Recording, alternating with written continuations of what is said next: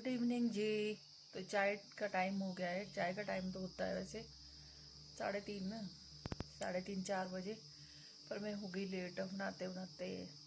और ये करते दाल दूल भी डाली थी, पर रोज़ रोज़ की समस्या हो जाती है। यदि आज ना, अभी मेरे से आज ना क्या हुआ कि लंच स्किप हो गया, क्योंकि मैं गई बेटे को छोड़ने।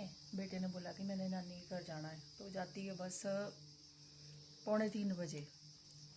और हम गए नीचे सड़क में, बेटे को तो जल्दी रहती कि बस ना निकल जाए, और गई। और फिर उसको छोड़ के आई तो उसने उतने में 3 बज गए थे।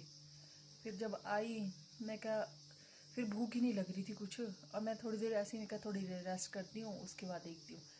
और फिर रेस्ट किया, और फिर थोड़ी सी देर ही हुआ था, और उतने में उसकी कॉल आ गई। मैं पहुँच गया जल्दी, तो जल्दी नज़दीक ही तो है कुनिहार में। तो अब मेरे को बहुत भूख लगी है, तो अभी मैंने चाय बनाई। और ये चपाती है, देखो ये 3 नहीं है, 3 मत समझना इसको, आधी थोड़ी हुई है। अब इसमें घी लगाया, चपाती में घी लगाया है, और चाय है, ये देखो चाय मेरी। और अब खाऊंगी मैं। अब शाम की टेंशन हो जाती है ना, पर आज तो मैंने डाल दी दाल आज, क्योंकि राजमा का डे था। पर जैसे होता है ना कि रोज की टेंशन होती है, क्या बनाएं क्या बनाएं। रोज का हो गया है भाई ड्रामे, क्या बनाएं। हमारे ना पड़ोस में शिमला में एक भैया होते थे, मैं बताऊँ आपको, इतने अच्छे होते थे ना वो भाई।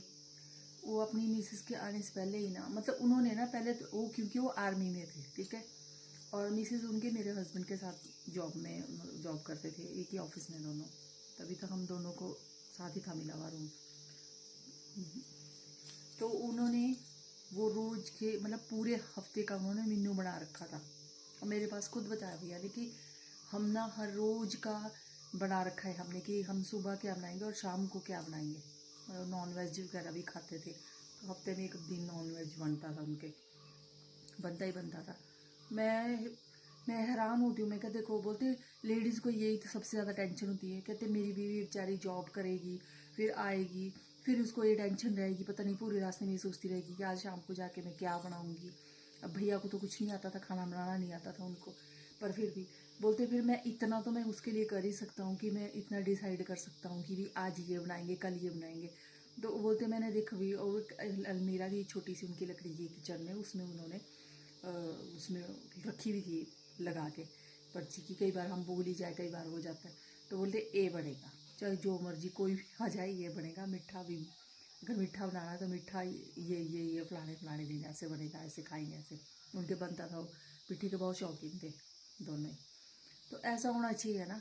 और हम अगर अपने घर वालों से पूछ ले कि क्या बनाना, तो बोले ए भी आ से बताऊँ, है ना, ये सबकी कहानी है।